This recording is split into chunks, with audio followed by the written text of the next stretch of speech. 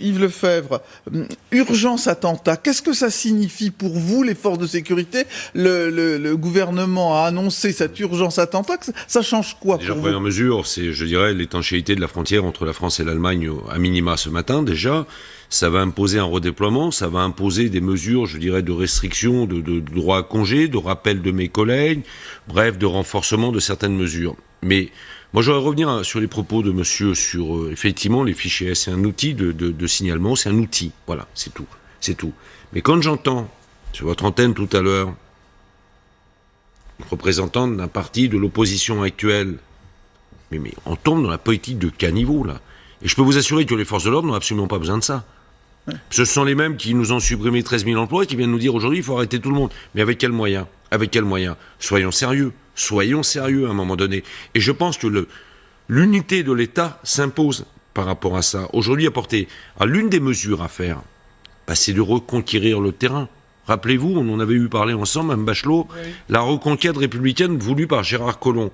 On en a parlé, on est dans la théorie, on n'est pas encore dans la pratique. On n'a pas les effectifs suffisants pour le faire et on n'est pas près de les avoir. Il va bien falloir à un moment donné... Parce que même si on mettait l'argent, il faudrait former, si vous voulez, ça demande plusieurs années. On a un cumul de choses aujourd'hui. Très franchement, enfin, je connais depuis 36 ans, bientôt 37 ans de police, j'en ai vu passer des ministres, mais de ceux qui ont eu un baptême du feu comme Christophe Castaner et Laurent Nunez, j'en connais pas.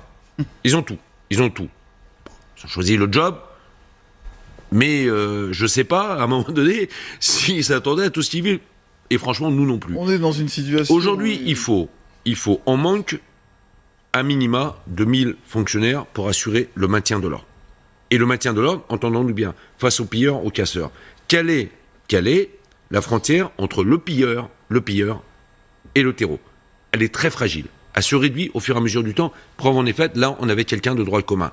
Il faut qu'on puisse reconquérir le terrain. Il faut qu'on puisse, en amont, collecter le renseignement. Et c'est certainement pas 20, c'est dans le meilleur des cas, pour surveiller un fichier S. Mais imaginez-vous, par contre, reprenons pied dans le terrain, dans tous ces terrains. Cet individu, et apparemment avait, à travers ces 60 et quelques faits recensés au TAJ, aurait une trentaine de domiciles supposés être connus sur Strasbourg et sa banlieue. Bien évidemment, il ne donnait jamais le même lieu.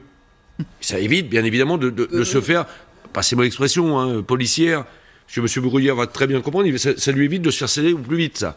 Mais, vous voyez, c'est tout ça aujourd'hui. Il faut tout redéfinir. Il faut qu'on remette tout à plat.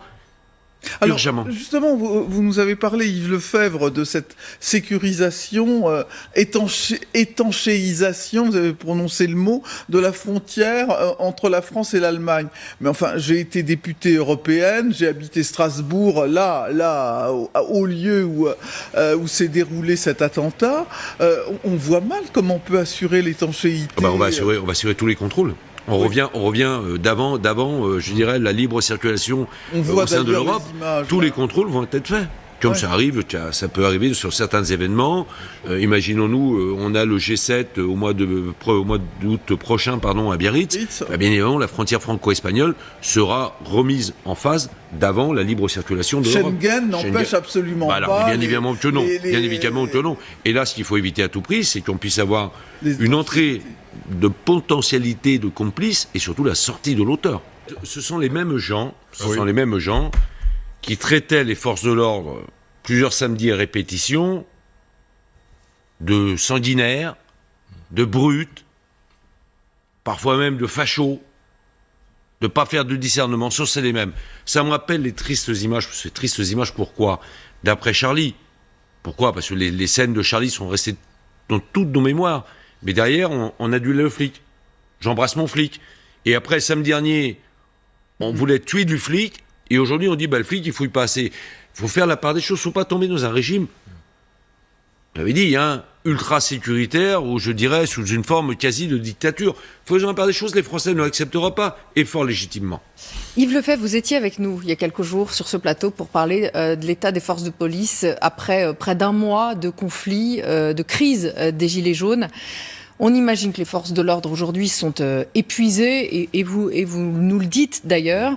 Est-ce que vous espérez aujourd'hui qu'il y ait une trêve sociale pour ne pas affaiblir l'État, pour ne pas affaiblir davantage les forces de l'ordre? On est à quelques jours d'une éventuelle nouvelle manifestation à Paris notamment et dans d'autres grandes villes de France des Gilets jaunes. Ça serait effectivement, si nous devions supporter un acte 5 samedi des Gilets jaunes, un acte 5 des casseurs, des pilleurs, samedi, ça va devenir encore plus compliqué. Hier soir, je l'ai dit tout à l'heure, j'étais avec des collègues CRS qui ont vécu les derniers épisodes des Gilets jaunes. Et on a vécu ensemble l'attentat de Strasbourg, on regardait les images ensemble. Ils m'ont dit, on est au bout, on n'en peut plus, mais on va tenir. On va tenir parce qu'il faut qu'on tienne. Il faut qu'ils tiennent tous et toutes. Parce que si les policiers et les gendarmes ne tiennent plus, mais à la fois, c'est la guerre avec effectivement les terroristes, mais ça va être aussi l'insurrection, encore plus que ce qu'on a connu, avec les pilleurs, casseurs qui, je dirais, s'adossent au mouvement pacifique des Gilets jaunes. Il y a aujourd'hui cette fatigue, elle est palpable, cette peur, parce que là vient s'accentuer la menace terroriste, on l'avait un peu oublié depuis le mois de mai, hein, quand même, la menace terroriste, même si nous on savait qu'elle était là tous les jours. Puis je le dis, il le sait, je le lui ai écrit hier. Emmanuel Macron, il y aura ensuite, quand on aura rétabli tout ça, l'acte 1 de la reconnaissance pour les policiers et les gendarmes. Aujourd'hui, effectivement, la cause, elle est légitime, on va pas en débattre de la cause des Gilets jaunes pacifiques, mais aujourd'hui, on va pas pouvoir assurer leur sécurité, on va plus pouvoir assurer tout simplement la sécurité de nos concitoyens, si concomitamment avec la menace terroriste encore plus palpable depuis hier soir à Strasbourg et sur l'ensemble du territoire, ils continuent à manifester dans des façons dispersées comme jusqu'à présent. Ça ne sera plus faisable. Thierry, vous avez justement une vidéo de l'une des figures des Gilets jaunes. En plus de ce que vous disiez, on a vu fleurir sur les réseaux sociaux des théories du complot qui expliquent qu'en fait, tout ça a été provoqué pour ne pas déclencher d'acte 5 des Gilets jaunes. Alors, les 2 pages les plus populaires chez les Gilets jaunes ont été bloquées, les commentaires ont été bloqués par ceux mêmes qui administrent, les Gilets jaunes qui administraient les pages, tellement les commentaires étaient complotistes en deçà. Et même Maxime Nicole, qui est un des plus célèbres Gilets jaunes, a posté hier soir une vidéo que je vous propose de regarder, et puis ensuite on peut peut-être la commenter. Je vous regarde. Et si c'était un attentat, dites-vous bien que le mec qui veut faire un attentat vraiment, il attend pas qu'il y ait 3 personnes dans une rue le soir à 20h. Il va en plein milieu des Champs-Élysées quand il y a des millions de personnes et il se fait exploser. Ça, c'est un vrai attentat. Le reste, c'est des effets pour faire peur. Ça a choqué personne n'en a parlé, ça. Mais quoi, c'est quand même bizarre, avec des milliers de personnes dans je sais pas combien de villes sur le territoire depuis presque 4 semaines, il n'y a pas eu d'attentat, quoi. Si c'était des vrais attentats à chaque fois, ce serait peut-être déjà produit, non? Dangereux irresponsable qui devrait être interpellé, placé en garde à vue et déféré derrière. C'est un appel, s'il appelle là, c'est un appel à alimenter ce qu'on appelle communément le Uber terrorisme. Voilà, le terroriste isolé. Mais c'est incroyable. Et en plus, c'est une insulte aux familles. Bien sûr. Des 2 personnes décédées hier soir et de celles qui souffrent au bout d'un moment pour savoir s'ils vont se sortir ou pas. C'est honteux. Yves Lefebvre. Je crois que la mission première des forces de l'ordre, c'est d'assurer la sécurité de nos concitoyens. Et là, la sécurité, elle est particulièrement palpable après l'acte terroriste, mais elle était aussi palpable à travers les manifestations qui ont malheureusement dégénéré. Moi, j'en appelle aujourd'hui, j'ai entendu ici et là je ne vous vise pas, monsieur Chenu, mais j'ai entendu ce matin ce que j'appelle des politicards caniveaux, moi.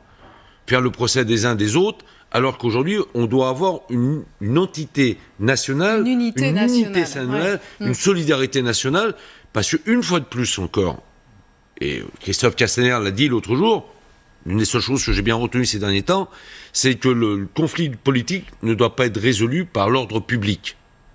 Donc en l'occurrence aujourd'hui, moi j'appelle à tous les politiques, de dire, faites une pause, parce que là on est rentré dans un séquentiel complètement différent. Vous mettez en danger ceux et celles que je représente, les forces de l'ordre, et tous ceux et celles qui gravissent, et qui sont quand même heureusement aujourd'hui largement majoritaires, qui gravissent tout autour de ces événements, et qui eux-mêmes vont être mis en insécurité. Donc moi j'appelle à tous les hommes politiques et toutes les femmes politiques de dire, on fait une trêve, on en appelle, on discute. Je ne rentre pas sur le détail des propositions à Emmanuel Macron. Je fais du syndicalisme, pas de politique. Ça ne me regarde pas, sauf à dire que dans le domaine du syndicalisme policier, on pourrait en parler largement et on en parlera au moment voulu. Mais aujourd'hui, il en relève quand même de la sécurité de nos concitoyens et de toutes les valeurs de notre République à travers ça. Yves Lefebvre. Je vais m'adresser aux 2 députés, à savoir, M. Chenu, c'est, vous savez, les fichiers S, je l'ai dit tout à l'heure, mais il vaut mieux le redire, parce que parfois, les gens vont mieux l'apprendre. C'est un outil. Soyons clairs. Alors, il faut peut-être voir à ce moment-là, réfléchir. Et là, je m'adresse en premier lieu aux parlementaires, réfléchir peut-être à une autre classification. Deuxième point. Aujourd'hui, Ce qu'on attend, bien évidemment, je l'ai dit, sur les mouvements des Gilets jaunes, même si j'étais le premier et le seul, je crois, syndicaliste d'entrée, et qui plus est dans la police, à apporter mon soutien aux Gilets jaunes pacifique, soyons clairs. Maintenant, on a besoin que on fasse une pause. On observe, il y a eu des propositions faites du président de la République à leur intention, et on se structure. Par contre, il va falloir que vous, messieurs les parlementaires, j'attends d'autre chose que vous maintenant, que des propos, des félicitations, on dit parfois communément des tapes dans le dos. J'ai dit tout à l'heure, il va y avoir l'acte 1 pour la maison, police et gendarmerie. Parce que là, on est au bout du rouleau. On était à 23 millions d'heures supplémentaires. On va tenir, je l'ai dit tout à l'heure. Mes collègues de terrain, c'est pas moi, Yves Lefebvre, qui le dit. Ce sont mes collègues de terrain qui disent on ne lâchera pas, Yves, on ne lâchera pas. Mais après, il faudra bien nous reconnaître. On va arriver à quasiment 30 millions d'heures supplémentaires. Non payées. Non payées. Aujourd'hui, ces jeunes là qui vont sauver des vies humaines, qui se sont fait passer à tabac, ils commencent leur carrière à 1 700 €. On n'est pas beaucoup au-dessus du SMIC. Sachant qu'il faut qu'on habite parfois dans des contrées assez lointaines de notre travail, parce qu'on risque de se faire, malheureusement, blesser, agresser, menacer si on vit auprès d'un lieu de travail. Et imaginez-vous un jeune flicard à 1 700 balles par mois, comment il va pouvoir vivre sur Paris. Donc là, j'attends de vous, les politiques, de tout bord. Moi, je suis du syndicalisme. Par rapport à ça, je n'appelle pas à voter ni pour l'un ni pour l'autre. Mais j'attends de vous votre prise de responsabilité derrière, et que vous, monsieur parlementaire de la majorité, vous puissiez faire entendre à un moment donné au président de la République et au Premier ministre qu'on ne pourra pas placer la sécurité et les moyens donnés aux hommes et aux femmes qui l'assurent en permanence sur l'autel des restrictions budgétaires. Ça, c'est important. Sacha Houlié. On ne parle pas, excusez-moi de vous couper, c'est impoli de ma part, on ne parle pas là, de l'application du droit européen.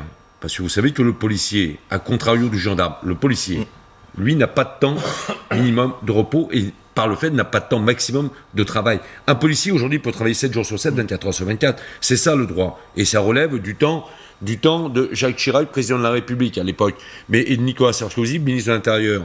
Mais le problème, aujourd'hui, ce sont quasiment les 30 millions d'heures supplémentaires. Qui décrète et le ça, pouvoir d'achat, monsieur, le pouvoir d'achat du flic. Le flic, aujourd'hui, il veut bien continuer à être le dernier garant des valeurs de la République, se faire quasiment, ça va être très vulgaire ce joueur, se faire percer sur l'autel des valeurs de notre République. Mais pour ça, à un moment donné, messieurs les parlementaires, il faut penser en bas à droite. Retrouvez toute notre actualité sur videopolice.com, la chaîne YouTube d'Unité SGP Police.